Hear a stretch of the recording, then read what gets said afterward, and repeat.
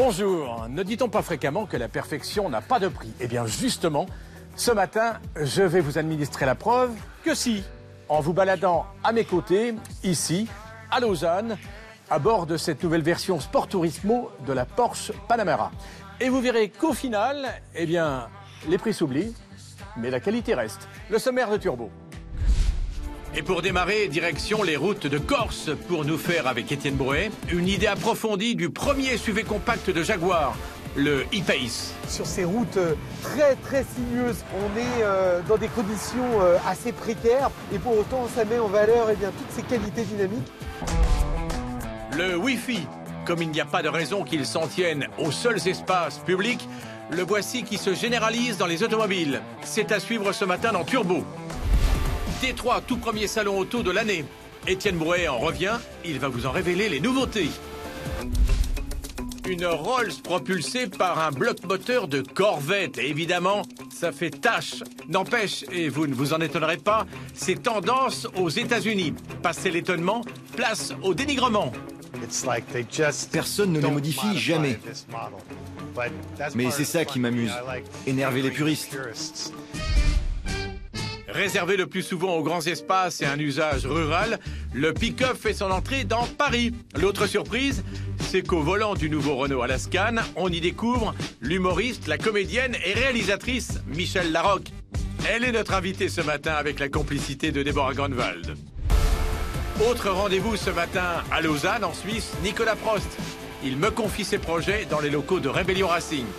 Mais bon, ça fait 10 ans que je fais Le Mans, j'espère être là-bas. C'est sûr que pour l'instant, je me concentre aussi sur la Formule 1 avec Renault. Enfin, avant de se quitter, nous jetterons un coup d'œil dans le rétro avec la 104 Peugeot. Allez, vas-y, mamie! Turbo, c'est parti.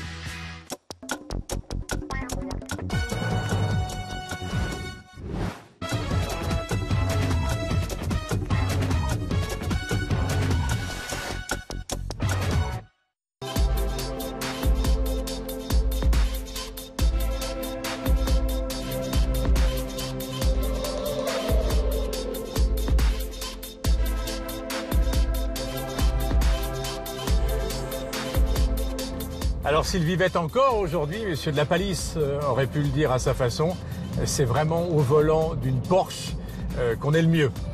Ben ça c'est clair. Mais pas que. Parce qu'en fait, pour apprécier toute la beauté, l'originalité de cet habitacle et notamment de ce tableau de bord, on est bien sûr privilégié quand on est au volant, mais aussi à la place arrière, droite. Parce qu'on a devant soi un univers assez bluffant quand même. D'abord, cet écran géant. Et alors, je ne vous fais pas la démonstration, parce que là je suis en train de rouler, mais il y a quelque chose moi, qui me fascine. Vous faites une recherche sur une adresse, par exemple, vous voulez aller à un théâtre. Donc vous cherchez dans la ville, le dit théâtre, et une voix vous dit non seulement l'adresse du théâtre, mais la pièce qui est jouée en ce moment. Là, j'avoue que la voiture de demain, si elle n'est pas là aujourd'hui, je ne m'y connais pas. En dehors de ça, vous le voyez, un univers absolument merveilleux. Quelle belle façon de traiter la matière automobile. Le cuir, les surpiqûres, la laque de piano, l'aluminium jusque sur les 3 branches de ce volant. Sous le capot de ce long vaisseau d'un tout petit peu plus de 5 mètres, un V8 biturbo de 550 chevaux, complété par une boîte de vitesse PDK à double embrayage et 8 rapports. Particularité, évidemment, la voiture est à transmission intégrale permanente et qui plus est, les roues arrière sont directrices, ce qui fait que, en dépit de sa longueur, de sa largeur, pas tout à fait 2 mètres et de son poids, 2 tonnes, c'est 500 kilos pratiquement de plus qu'une 911, la voiture se révèle d'une grande agilité et d'une grande facilité de conduite. Puis alors, quel plaisir, c'est topissime. Vraiment, c'est très agréable. Tout ça a un prix quand même conséquent, mais Dieu que c'est chouette. Alors tiens, je profite justement de la présence d'un Porsche Macan devant moi pour vous proposer avec Étienne Brouet l'essai de l'un de ses concurrents, le tout nouveau premier SUV compact de Jaguar, le E-Pace, essai réalisé par Étienne sur les routes de Corse.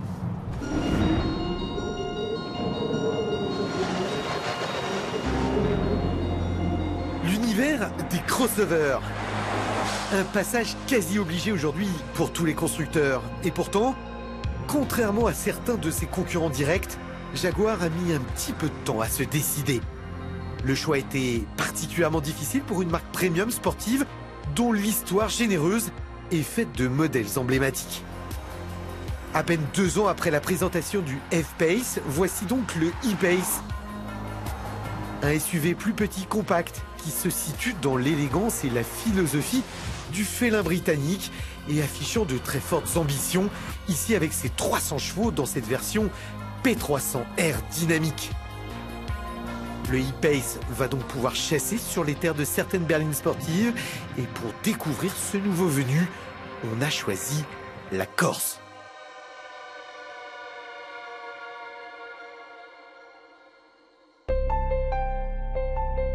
Le Mercedes GLA, l'Audi Q3, mais aussi les BMW X1 et futur X2, et même le Volvo XC40 sont en fait les principaux rivaux du deuxième SUV de l'histoire de la marque.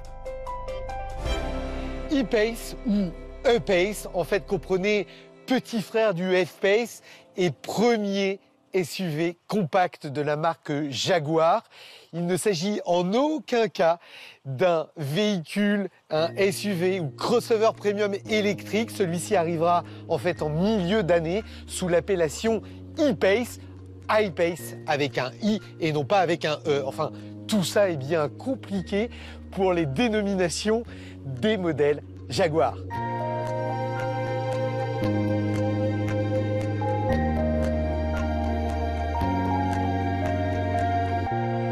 En tout cas, il a un sacré physique, il me plaît bien. Je le trouve bien balancé, généreusement campé sur 4 jantes de 20 pouces. Il est râblé, athlétique. Il est long de 4,39 m, donc plutôt compact. Et il repose sur un châssis inédit, même si il est sur la base technique d'un certain Range Rover Evoque. Un châssis en fait modifié pour adapter des trains roulants plus perfectionnés et des suspensions spécifiques. Et s'il y a peu d'éléments en aluminium, contrairement à son grand frère, les ailes et le pavillon surtout, le nouveau E-Pace est très voire trop lourd pour la catégorie, 1880 kg. C'est 200 et parfois même 300 kg de plus que la moyenne, incompréhensible pour une version aussi compacte. Alors le coffre, côté pratique, même s'il est légèrement biseauté pour des raisons esthétiques, il fait 577 litres. C'est dans la moyenne. Il est relativement facile en termes d'accessibilité. Et puis, malgré tout, il en faut un pour pouvoir transporter les bagages. Il est assez pratique et assez généreux, dans la moyenne, sans plus. Entre une bourgeoisie de style et quelques belles lignes de caractère joliment griffées à l'extérieur, l'E-Pace profite d'un intérieur agréable à l'œil bien fini, offrant au premier regard une très bonne qualité perçue dans l'âme des modèles actuels de Jaguar. Une planche de bord bien amenée qui intègre de la modernité avec une instrumentation virtuelle projetée sur un écran de 12 pouces, un affichage tête haute et un écran central tactile qui regroupe l'ensemble des données info divertissement. C'est surtout que le E-Pace est hyper connecté puisqu'il propose jusqu'à 8 connexions possibles en Wi-Fi, ma chère, 2 par personne en fait, sauf que le conducteur devra quand même se concentrer un tout petit peu sur sa conduite. Et si on a du mal à comprendre son poids important, c'est peut-être parce qu'il propose un bel ensemble de programmes liés à sa motricité ultra complet et surtout entièrement automatique, qui facilite sa polyvalence dans pratiquement tous les domaines, et notamment hors des sentiers battus. Profitant d'une garde au sol élevée pour la catégorie avec un très bon angle d'attaque, en simple traction, le E-Pace peut instantanément faire passer 100% du couple sur les seules roues arrière ou sur l'ensemble des 4 roues pour devenir un vrai baroudeur. Même les roues arrière peuvent agir de manière indépendante selon les besoins. Bref, il grimpe bien, se joue des moindres obstacles. Ses limites, ses pneumatiques en cas de faible adhérence et sa carrosserie qu'on n'a surtout pas envie d'abîmer. Pour le reste, c'est incroyablement surprenant. Suspension adaptative, suspension pilotée donc, Programme de motricité, quelles que soient les conditions d'adhérence. Un contrôle du roulis, on est assez bien maintenu. Sur la route, le e-Pace, avec son faible empattement, ses dimensions équilibrées, paraît plutôt agile, maniable, surtout en mode dynamique. Sa transmission intelligente gomme les sous-virages, mais ce n'est pas tout. Et là, eh bien, on en a exactement, je dirais, la preuve sur ces routes très sinueuses corses, légèrement humides. On est dans des conditions assez précaires. Et pour autant, ça met en valeur eh bien, toutes ces qualités dynamiques et franchement, c'est une petite boule de nerf. D'ailleurs, on a quelques qualités, je dirais, de performance assez intéressantes. 244 km/h, 6 secondes 4 pour avaler le 0 à 100. C'est un jouet assez sympathique à conduire. La boîte automatique à 9 rapports, prometteuse ici pour les consommations, ne joue pas vraiment son rôle. Étant donné son poids, la voiture est gourmande en essence. Les rapports sont également trop longs, affaiblissant la puissance du moteur. Le e-Pace débute à 36 000 €, mais notre modèle d'essai, le haut de gamme, culmine lui à près de 62 000 €. Et lorsqu'on y ajoute le malus, soit près de 9 500 € supplémentaires, il y a une émission de CO2 de 180 grammes par kilomètre. Le tarif s'envole et la note est particulièrement salée, mais les effets seront malheureusement et dorénavant les mêmes pour tout le monde.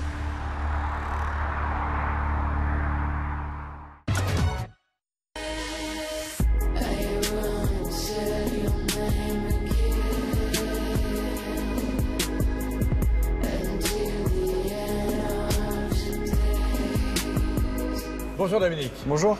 Alors le Porsche d'aujourd'hui roule ce matin en turbo avec cette nouvelle version Sport Turismo break de chasse de la Panamera.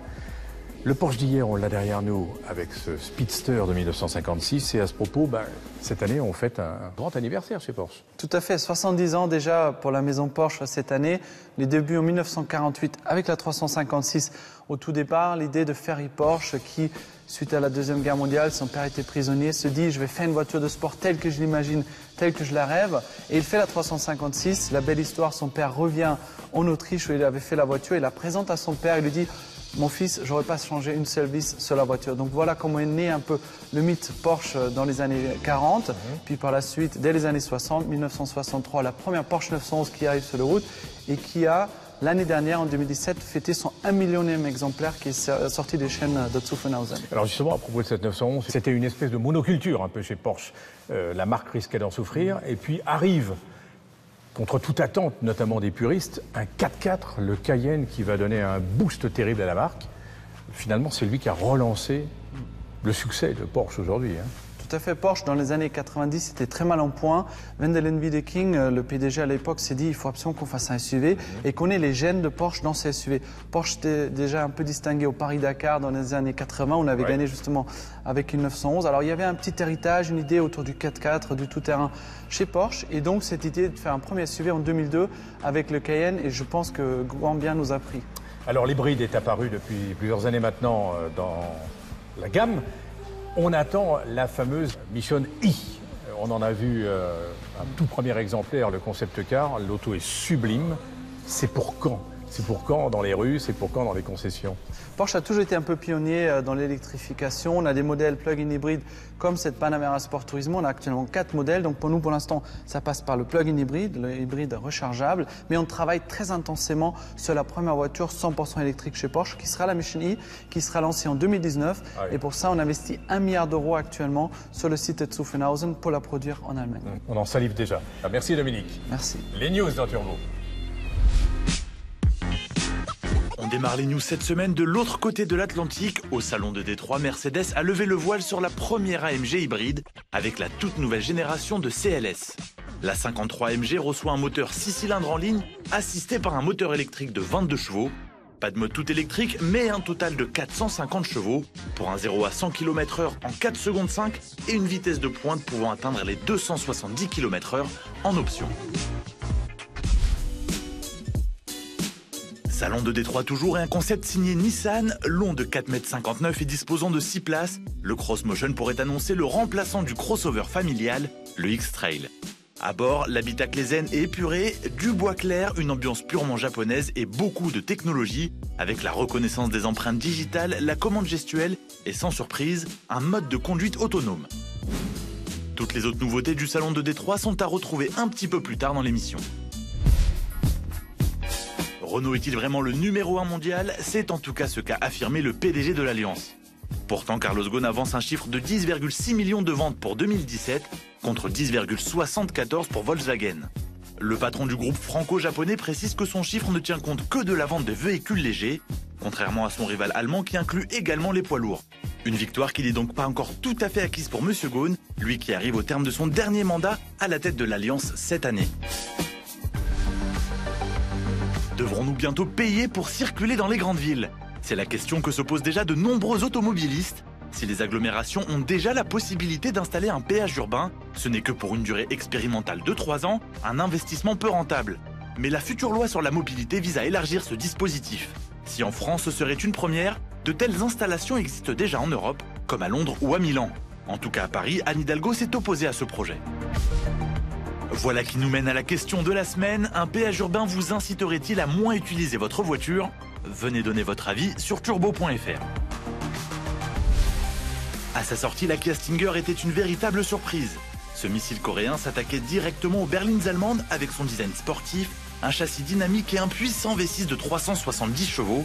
Ce coupé 4 portes ne manque pas d'arguments puisqu'il est aussi moins cher que ses concurrents et équipé comme une limousine. Mais qu'en est-il à son volant? Pour le savoir, une seule adresse, turbo.fr. Et on se quitte avec le dernier réveil signé Ferrari. Avec ça, vous êtes sûr de démarrer votre journée au quart de tour.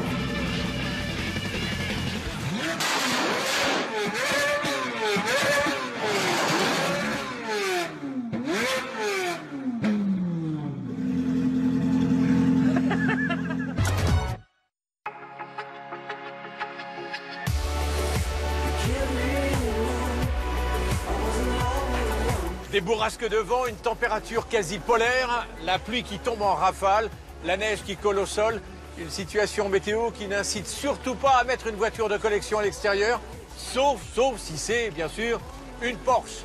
Et des Porsche d'exception, vous allez en voir dans quelques instants, sauf que le propriétaire ne va pas laisser les clés. Alors on va se contenter de les admirer. Vous me suivez ?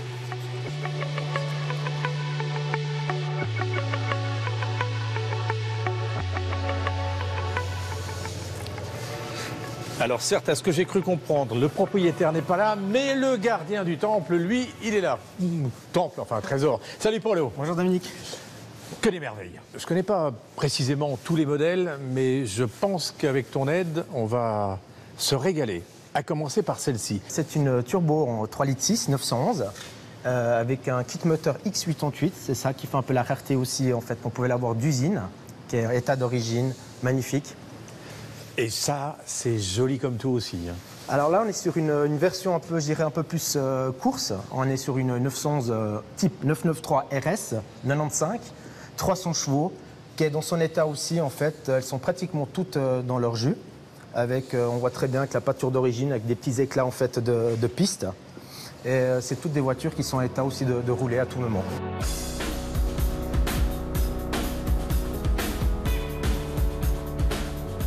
GT2, là on voit qu'il y a un côté un peu méchant, avec les ailes rivetées. Là c'était la... Ça c'est mythique ça.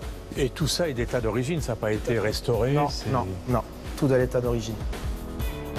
Que c'est beau. Bon, une voiture de course, enfin une voiture, elles sont toutes potentiellement de course, mais celle-ci au moins a couru. Ça, elle a une histoire en fait, il y a eu en fait 20 pièces au monde, donc ça c'est la 21e. Le puriste collectionneur, ou je dirais le passionné de Porsche sera l'histoire. Ils en ont fait une supplémentaire pour une équipe suisse qui a fait le Monte Carlo, ils ont fini 14e. Et là aussi, cette voiture, elle a la couleur et la peinture d'origine et l'état d'origine. On va se le mettre un petit peu de côté pour nous consacrer maintenant au Wi-Fi. Alors, c'est quelque chose qui se développe de plus en plus. Tout à fait. Hein, c'est pratique. Alors, surtout Google Earth, parce que pour trouver l'endroit où on est en ce moment, le Wi-Fi embarqué, c'est dans Turbo, l'enquête techno. En France, 100% des 12-39 ans utilisent Internet. Chez les plus de 40 ans, ils sont 78% à ne plus s'en passer. Après avoir investi notre logement, notre lieu de travail, notre téléphone, Internet s'installe maintenant dans notre voiture.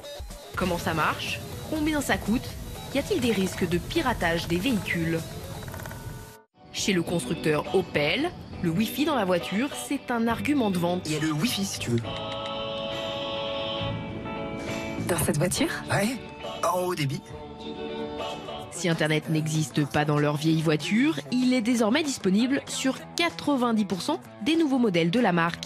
Dès la plus petite voiture, dès la Car, qui est la plus petite citadine de la marque Opel, on peut avoir accès au Wi-Fi. Dans les voitures, comme dans votre téléphone, il y a une carte SIM. Sauf qu'ici, on ne sait pas où elle se trouve pour des raisons de sécurité. Cette carte SIM communique avec l'extérieur via une antenne déportée. C'est aussi l'intérêt du Wi-Fi à bord, c'est qu'il ne va pas utiliser l'antenne du téléphone portable qui peut être sous-dimensionnée dans un usage roulant. Et il va s'appuyer sur une antenne qui est extérieure, qui est beaucoup plus puissante et qui permet de capter un signal de manière plus optimisée. Ce signal, c'est celui des antennes relais qui se déclencheront au passage de la voiture. Pour l'automobiliste, c'est simple, il suffit d'appuyer sur ce bouton. Et comme à la maison, il faut ensuite connecter son téléphone au réseau de la voiture. Le Wi-Fi est proposé gratuitement les 3 premiers mois à hauteur de 3 Go, soit environ 5 heures de vidéo sur YouTube. Puis l'automobiliste peut ensuite recharger des données, compter environ 30 € la recharge de 3 Go. Et pour ceux qui ont déjà la voiture, mais pas le Wi-Fi, il existe des solutions. Michael utilisait avant son portable pour partager la 4G de son téléphone avec ses passagers. J'avais un besoin en tout cas d'être tout le temps connecté. Souvent, au début, j'utilisais les partages de connexion. Parfois ça marchait, mais ça buguait souvent quand on a des appels. Il a alors opté pour ce boîtier à 119 € à brancher sur l'allume-cigare. Quand vous avez des trajets de 1 heure, 2 heures ou 3 heures de route, c'est très pratique. Vous pouvez accéder à tous les sites dont vous avez l'habitude. Dans ce boîtier, vous pouvez insérer une carte SIM de n'importe quel opérateur. Il vous suffira ensuite, comme chez Opel, de la recharger. Derrière cette invention, Autobox, une société spécialiste du Wi-Fi roulant. Leur prochaine innovation, cet autre petit boîtier doté d'un bouton SOS. C'est un système GSM pour la transmission, GPS pour la localisation et un accéléromètre qui va vous permettre en cas de choc d'alerter immédiatement un plateau d'assistance. Et autrement, s'il n'y a pas de choc important, à ce moment-là, par le bouton SOS, vous avez accès à une plateforme de service qui va pouvoir vous donner toutes sortes d'informations, un restaurant ou un problème technique, un garage à proximité, etc. Il s'agit en fait de l'équivalent de ce bouton SOS obligatoire sur toutes les nouvelles voitures commercialisées à partir d'avril 2018. Mais toute cette connectivité comporte-t-elle des risques de piratage de nos voitures ? Souvenez-vous, en 2015, des ingénieurs ont piraté cette voiture. À distance, ils ont réussi à faire fonctionner la radio, les essuie-glaces et, beaucoup plus dangereux, le volant. Il y a eu des démonstrations, que ce soit sur des Jeep Chrysler, que ce soit sur des Tesla, par des chercheurs en sécurité. Et ça a permis finalement de aussi mobiliser les constructeurs sur ce sujet, parce que là, bien, la réalité des attaques a été démontrée. Le conducteur aussi doit faire attention à ce qu'il connecte dans sa voiture. Aujourd'hui, il faut relativiser le risque de piratage de véhicules. Ça reste quand même quelque chose de complexe. Par contre, c'est sûr que plus les véhicules vont être connectés, plus ils vont être exposés à des nouvelles menaces. On ajoute le Wi-Fi, la 4G, peut-être demain la 5G, etc. Donc à chaque fois, c'est des nouvelles portes qu'on ouvre. Ce qui est important aujourd'hui, c'est de ne pas connecter n'importe quoi à sa voiture, et en particulier sur ces fameuses prises diagnostiques. Sur lesquelles on a beaucoup de petits boîtiers qui peuvent proposer du Wi-Fi, du Bluetooth. Il y a des vulnérabilités, il y a des risques avec ça, donc il faut faire attention. Et pour les plus réticents à ces nouvelles technologies, il reste encore les anciennes voitures, 100% déconnectées.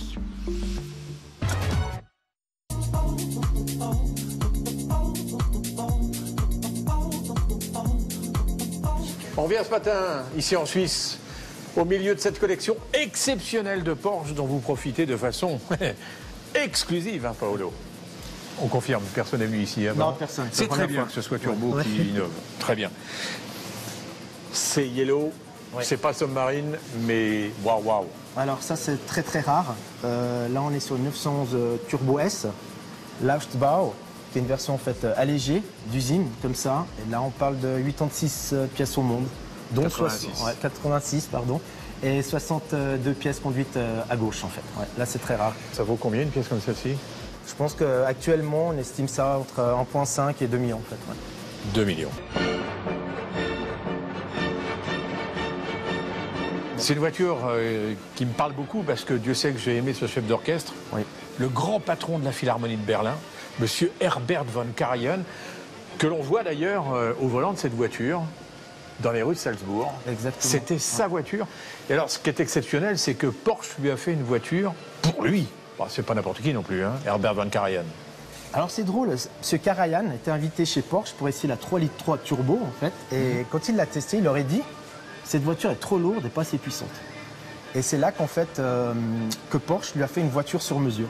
Sur une base d'une 3 litres RS, ils ont fait le 900 turbo suralimenté. Et en fait après, il avait encore un souhait parce que c'était vraiment un passionné de voitures, des 24 heures du Mans. Il adorait en fait Martini. Martini Racing. Martini Racing, merci. Et il a demandé une permission pour l'avoir sur ce véhicule qu'ils lui ont accepté. D'accord. C'est ça qui est assez extraordinaire.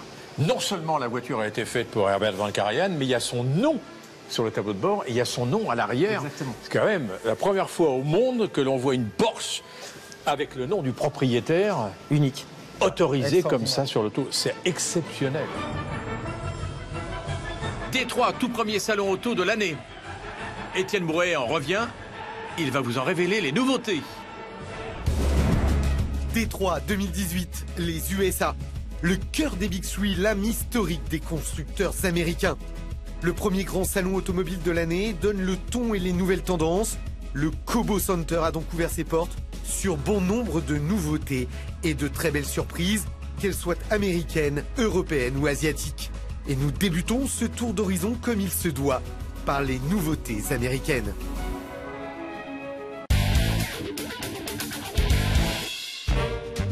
La première grosse surprise nous vient de Ford avec la présentation d'une somptueuse Pony Car et surtout une référence, la Mustang Bullitt, troisième du nom, celle indissociablement liée à Steve McQueen et au légendaire film Bullitt.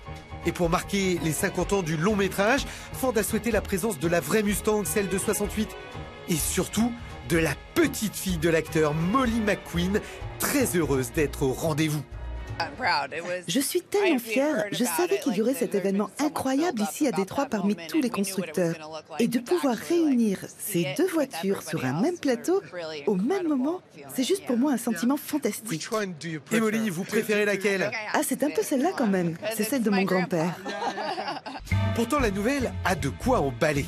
Elle se dote pour l'occasion du V8 5 litres de 475 chevaux et d'une boîte manuelle à 6 rapports. Elle reprend surtout la couleur de son illustre ancêtre, le fameux Green Island, le modèle de 68 du film, appartient d'ailleurs à un Américain, Sean Kiernan.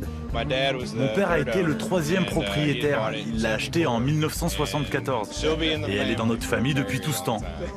Ah oui, j'ai essayé de lui acheter, mais il a toujours dit non.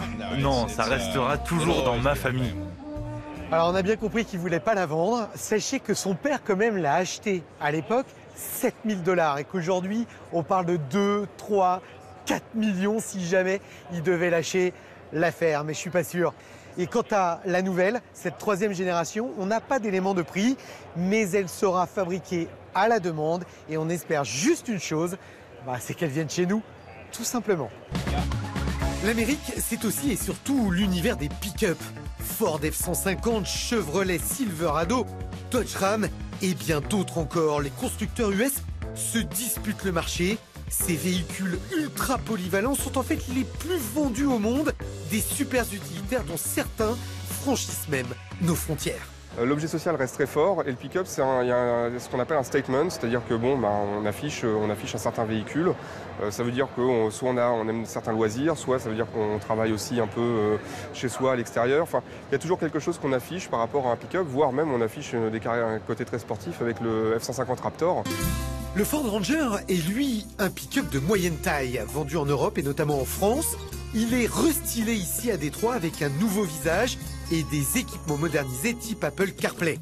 Le marché des pick-up moyens a explosé de 83% en 4 ans aux États-Unis. incitant le constructeur à le réintroduire sur son marché domestique. Le Ranger est proposé avec un 4 cylindres 2,3 litres EcoBoost en 2 ou 4 roues motrices et arrivera chez nous courant 2018.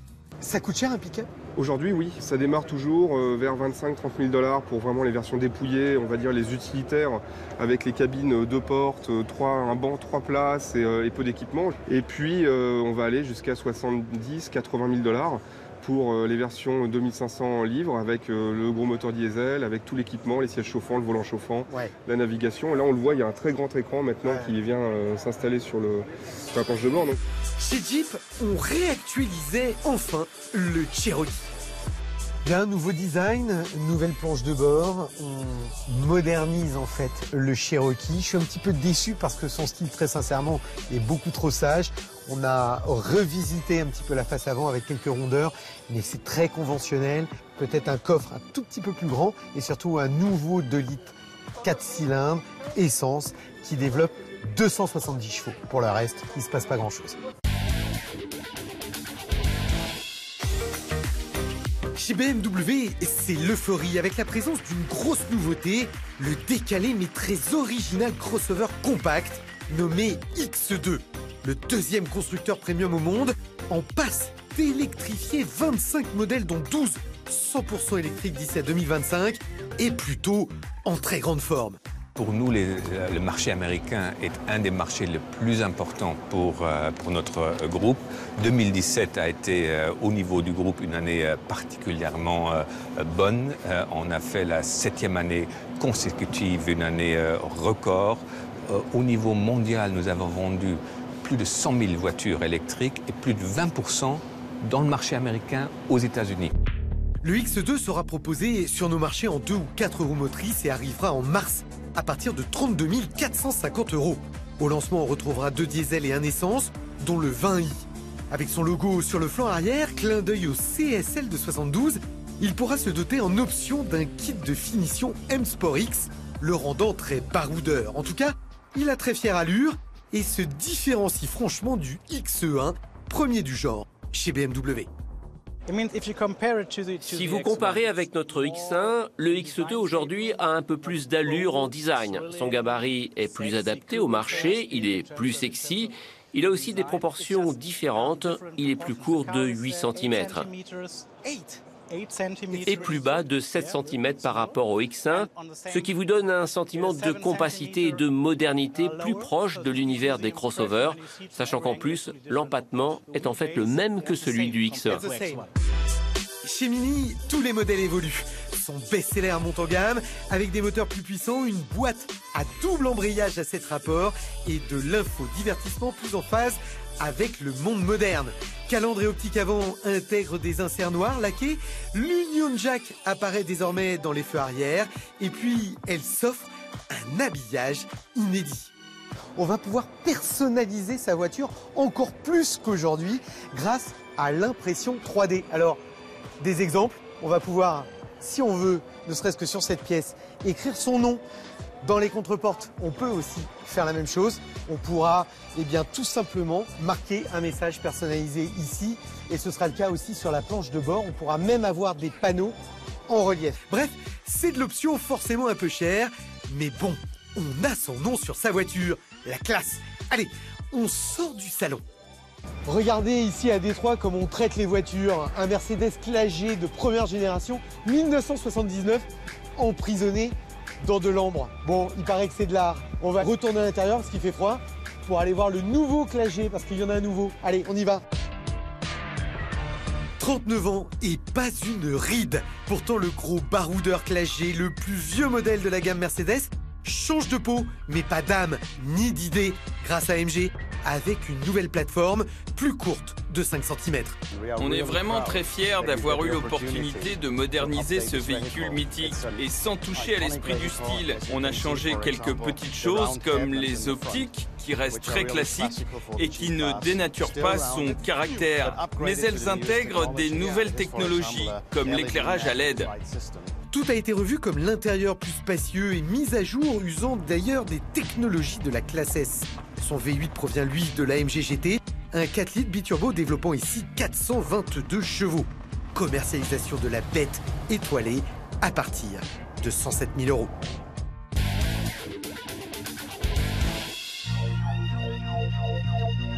Ce sont, chez nos amis nippons, 2 concept cars qui ont particulièrement attiré notre attention. Chez Lexus d'abord, avec ce beau SUV qui préfigure un futur modèle, son nom, LF1 Limitless.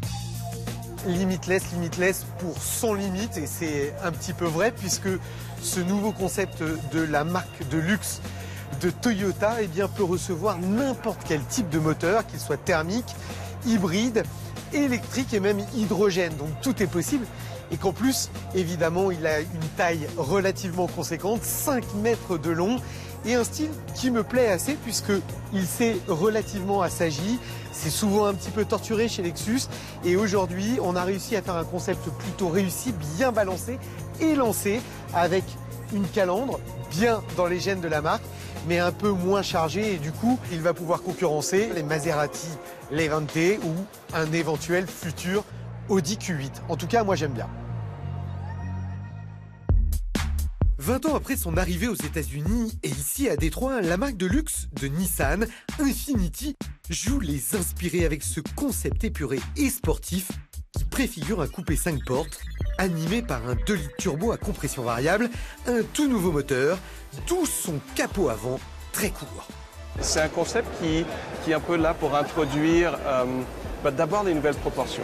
Donc avec tout ce qui se passe point de vue technologique, que ce soit un moteur comme ce qu'on a qui est beaucoup plus compact, qui peut quand même donner assez de puissance à une voiture de cette taille, ou que ce soit quelque chose qui vienne plus tard, que ce soit électrique ou hybride, quoi que ce soit. On a même allongé la cabine un peu plus vers l'arrière. Et évidemment, dépendamment de la hauteur, de la largeur, de la taille des roues, la taille des porte-à-faux, je crois qu'on a réussi à trouver quelque chose comme d'assez élégant et équilibré surtout. Pour conclure, oui. J'ai envie de dire, qu'est-ce qu'on garde? On garde tout? Selon moi, oui.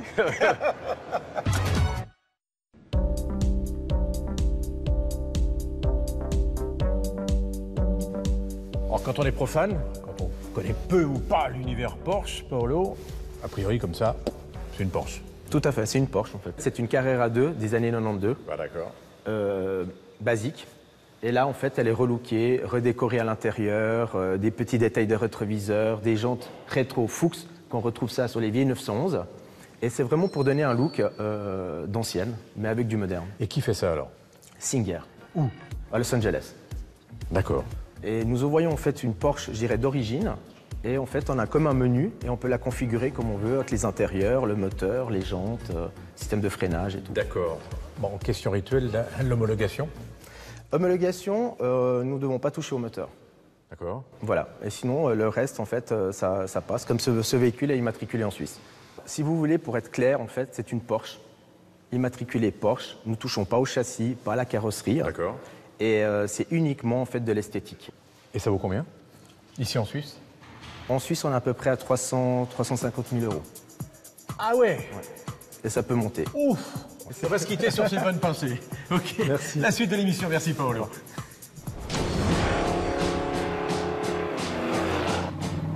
Au royaume des belles américaines, Jonathan Ward fait figure de chirurgien esthétique. Avec sa marque Icon, il maquille sous des épaves de véritables bolides. Moteur surpuissant, éclairage en LED et des équipements dignes des plus grandes marques de luxe, tout en respectant la ligne d'origine. Avec un carnet de commandes plein pour les 4 ans à venir, c'est la grande tendance du moment aux États-Unis. Los Angeles, en Californie. Michael est un jeune producteur français qui habite à Hollywood. Loin des caricatures, il ne conduit pas de Ferrari, mais cette banale Toyota FJ62 de 1989. Enfin banale, elle n'en a en fait que l'apparence. Cette voiture est une voiture de luxe. On garde vraiment rien de la voiture. On prend le châssis d'une nouvelle Toyota, on met par-dessus avec toute nouvelle technologie. Et ça, du coup, on arrive à un budget à peu près à 180 à 200 000 $. Ou plus, ça dépend les options qu'on met. Et les options, c'est par exemple un isolant conçu par la NASA pour ses fusées. C'est pour ça qu'en fait, à l'intérieur de la voiture, on n'entend vraiment rien de l'extérieur. Avec un V8 de 450 chevaux, des freins à disque aux 4 roues et un radiateur de stock car, cette Toyota se conduit comme un bolide moderne bourré de technologie numérique. D'ailleurs, ce n'est plus vraiment une Toyota mais une Icon, une marque américaine haut de gamme dont les véhicules s'écoulent à seulement 40 exemplaires par an. Son créateur, Jonathan Ward, a construit la réputation d'Icon sur un concept très simple. J'essaie de pousser le concept de restauration.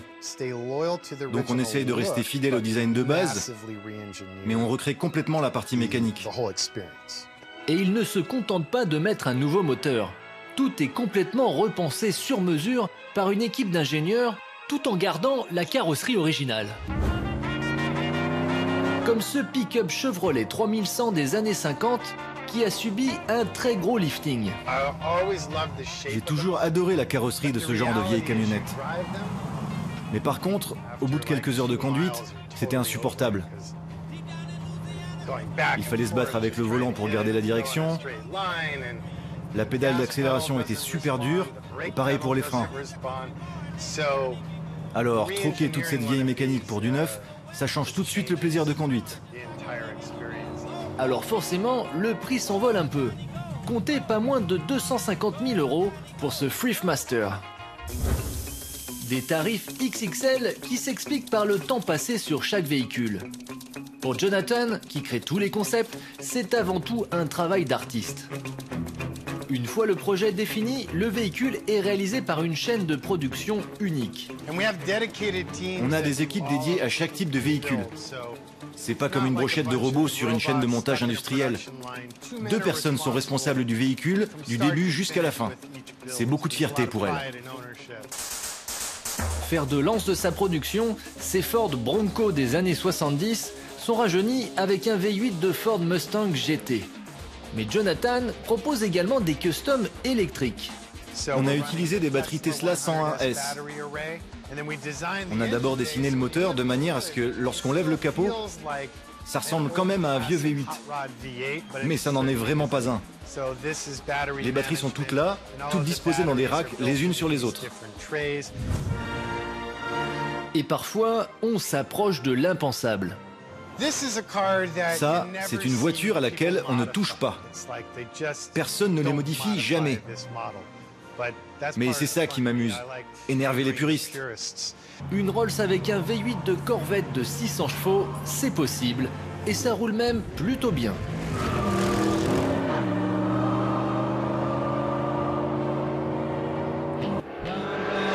Mais si vous n'en avez pas encore assez, voici la gamme la plus improbable chez Icon. Les dérelicts, littéralement, les épaves.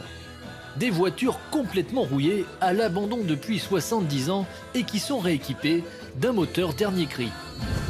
Tim habite San Francisco et possède cette Buick de 1948.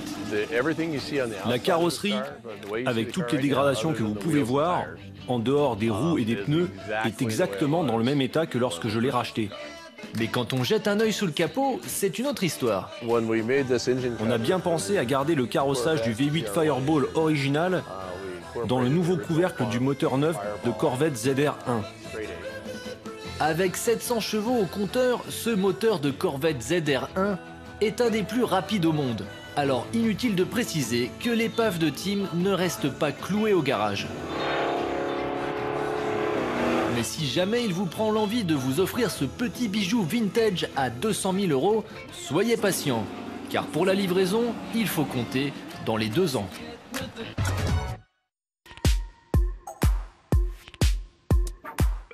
À l'heure où Lamborghini lance son tout premier SUV de luxe, baptisé Urus, un petit retour dans le rétro avec ce qui fut, dans les années 86-93, le tout premier 4x4 de Lamborghini, le LM002, fabriqué un petit peu plus de 600 exemplaires. C'est une voiture rarissime. Mais c'est à présent à bord du tout premier pick-up de Renault, l'Alaskan, que Déborah Grunwald convie son invitée ce matin, la comédienne et réalisatrice Michèle Larocque, pour son film Brillantissime.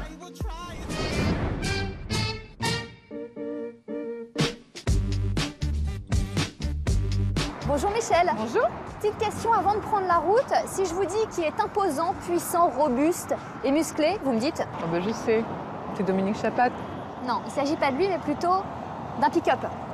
Un pick-up. Le Renault Alaskan, que voici. Dans votre film Brillantissime, Oui. vous avez une petite Twingo. Et comme vous aimez les petites voitures, je me suis dit que j'allais vous en proposer une grosse. Et quand on parle de grosses voitures, on peut penser pick-up. Le premier sort des usines Ford en 1925. 92 ans plus tard, il est en 2017 le véhicule le plus vendu aux États-Unis. En haut du classement, le Ford F-150. On y va? On y va? Ah bah on y va. Ah, on y va. On y va, allez, on y va. Tu passes la première et tu Oui, parce que c'est pas facile, les pieds. Ah bah on n'est pas rendu. Non, hein. non, mais après, je sais. Bah, si tu veux, je te la démarre et puis dès que la vitesse te convient, tu te mets au volant. Je suis pas très rassurée. Je vous ai entendu. Je rigole. On y va? On y va. Alors.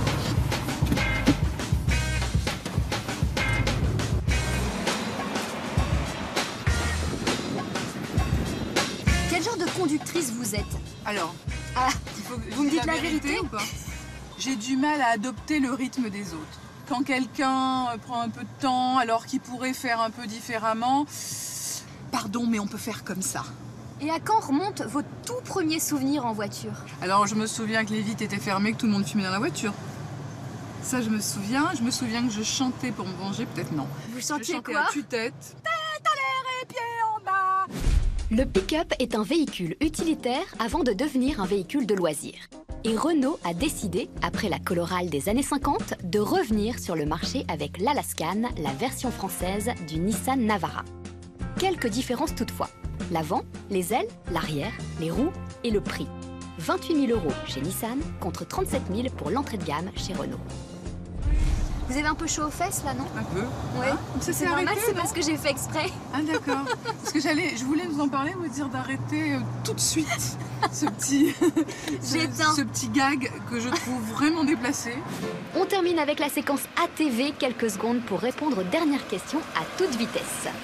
Votre première voiture, c'était? Une Auto Bianchi à Barthes. Si une personnalité vous faisait le coup de la panne, Ouais. un homme, Oui. vous aimeriez que ce soit qui? Alors il est plus là, mais de Funès, par exemple. Est-ce que vous chantez en voiture? Ah ouais, ouais. Musique, pour que chacun se mette à chanter. Chanter. Avec la petite chorégraphie qui va avec. Votre premier film en tant que réalisatrice s'appelle Brillantissime. C'est l'histoire d'Angela, qui a tout pour être heureuse. Enfin ça, c'est ce qu'elle croit. Je pars ce soir et je reviendrai pas. C'est-à-dire? Angela, ça vient de prendre 2 pilules. Maintenant, Qu'est-ce que vous lui avez donné là? des plantes. Tu es pas la première à te suicider non plus, hein? Avec des fougères, si.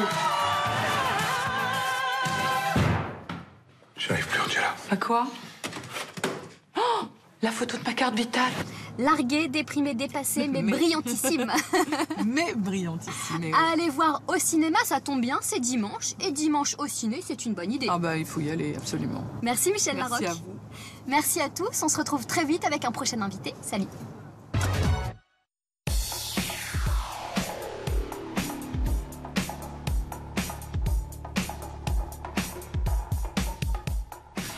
Bonjour Nicolas. Bonjour. Il faut vraiment venir jusqu'en Suisse pour te trouver. T'es un homme très très pris. Bon, j'habite en Suisse, hein. Je suis quand même un petit peu à moitié suisse aussi, donc même si je me sens plus français. Toujours entre deux courses. Alors là, on est devant une de tes voitures, au volant de laquelle tu concours. Alors, la voiture a participé au Petit Le Mans. Voilà. C'est quoi le Petit Le Mans pour tous ceux qui ne connaissent pas? Donc c'est une course qui a lieu à Road Atlanta, qui est un magnifique circuit en Géorgie. C'est une des plus grosses courses d'endurance. Les 3 plus grosses courses d'endurance sont les 12 heures de Sebring, les 24 heures du Mans et Petit Le Mans. Et donc ça, c'est notre voiture. On a gagné 2 fois Petit Le Mans avec ce châssis en 2012 et 2013. Et 2013, c'était la fin de la réglementation LMP1 sous cette forme. Donc la chance qu'on a eue, c'est que la voiture a fini la course et elle n'a plus jamais été touchée. Elle est rentrée en Suisse. Elle est dans l'état dans lequel elle a passé la ligne d'arrivée. Donc avec pas mal de petites égratignures, hein. C'est des courses un peu... elle est encore présentable. Ce qui est sympa, c'est qu'elle a encore plein toutes les marques, les moucherons et les bouts de gomme qui étaient là-bas. Alors, elle est parmi d'autres voitures de compétition, puisqu'on est ici un peu dans ta seconde maison, le garage du Team Rébellion, ici à côté de Lausanne. L'endurance, pour toi, ça prend Plus dans ta carrière que la Formule 1, la voiture électrique ou... Non, je pense que dans ma carrière, j'ai énormément de chance de pouvoir faire plusieurs choses. Moi, je les vois tous comme une super opportunité et je donne à 100% pour chacun. Il n'y en a pas un qui a l'accent sur l'autre. J'adore faire de l'endurance, mais j'adore aussi faire de la Formule 1. Donc tu seras au 24 heures du Mans en juin prochain. J'espère maintenant. Pour l'instant, les plans ne sont pas forcément finalisés. Mais bon, ça fait 10 ans que je fais le Mans, j'espère être là-bas. C'est sûr que pour l'instant, je me concentre aussi sur la Formule 1 avec Renault. On a gagné 3 fois le titre et on a une 4e saison à gagner. Quel avenir tu lui prédis justement à cette Formule? Tu penses qu'elle va vraiment s'instaurer petit à petit à travers le monde, dans les grandes villes du monde comme ça? Honnêtement, d'ici 2 saisons, tous les constructeurs seront impliqués en Formule 1, donc c'est sûr que tous les voyants sont au vert. Après, il ne faut jamais penser que c'est gagné. Il faut continuer d'avoir plus de spectateurs, d'attirer de plus en plus l'intérêt.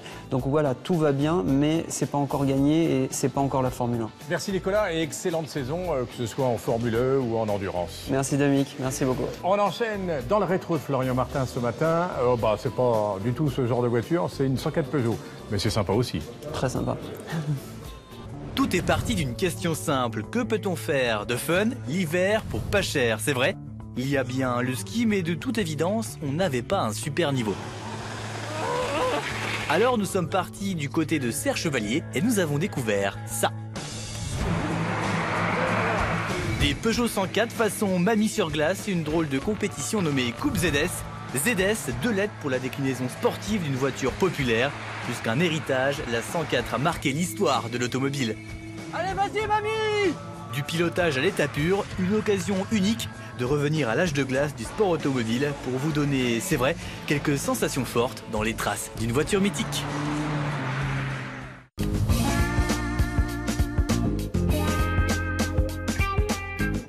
Notre aventure commence à Briançon, 15 h pour un covoiturage à l'ancienne, direction le circuit de Serre-Chevalier. Alors Hubert, je crois que tu as fait le plus de kilomètres possible avec une voiture comme ça. J'en ai fait 319 000. Je suis allé avec celle-ci jusqu'à Bamako. C'est une 104 GLS. Elle est née en 87. J'ai la carte grise, là, si tu veux regarder. Ouais, juste pour précision, la voiture est plus vieille que moi. Oui, mais il faut bien sûr qu'il y avait des voitures avant que tu naisses. Hein. Du coup, il n'y a pas de problème de fiabilité sur ce genre de voiture? Tu fais ton malin, toi, mais il faudra que tu le prennes, le volant. Bah, c'est pas mal à conduire, hein. Alors, si on devait refaire l'histoire de la 104, 72. Naissance de la berline, la 4 portes la plus courte d'Europe. Et du coup, 73, il y a la coupée, la première qui débarque sur le marché. Oui, tu as eu la Z aussi ensuite, qui était la même carrosserie. Alors, tu sais que la Z, Hubert, à l'époque, Peugeot avait fait une pub. C'était du très gros budget. Et vous allez voir, les amis, ça envoie du lourd.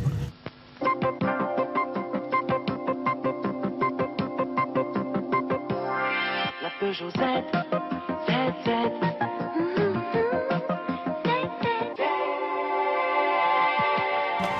Et quelques années plus tard, en 76, débarque la fameuse ZS avec un moteur avec une puissance à couper le souffle, 66 chevaux. Du coup, Peugeot en a profité pour faire un peu de communication et a tout simplement créé une compétition sportive. La Coupe 104 ZS était née. Vas-y Christian, tire! 72 puis 80 chevaux, la ZS est devenue plus puissante. Bien assez pour se montrer à l'aise sur glace dans un exercice façon patinage artistique.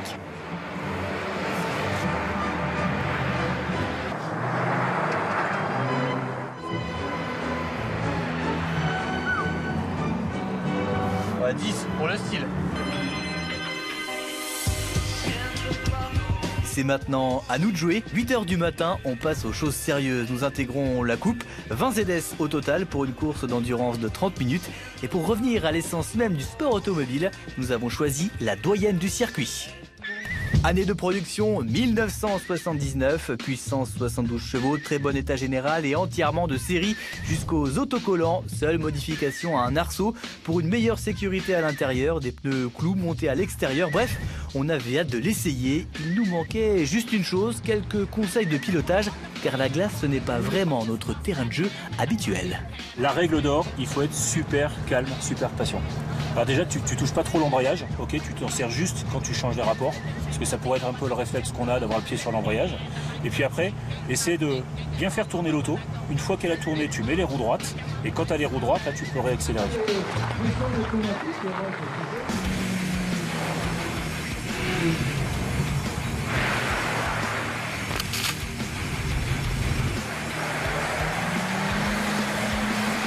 Allez, vas-y, mamie, donne tout. C'est juste génial de pouvoir piloter ce genre de voitures qui ont plus de 30 ans dans des conditions extrêmes comme celle-ci. Il fait juste moins 10 degrés, ça glisse dans tous les sens. Et je peux vous dire, en sortie de virage, peut-être qu'on manque de motricité, mais on s'en fout. On a la banane, c'est juste génial. Et puis pour les mauvaises langues, qui pensent que le sport automobile à l'ancienne ça coûte cher, bah regardez, il suffit juste d'un casque, j'ai même pas de combinaison, on y va comme ça. Allez, vas-y, mamie! Autre avantage pour notre 104 ZS, comme elle est entièrement de série, nous avons pu quitter le circuit avec et rentrer avec, c'est vrai, beaucoup de patience à Paris.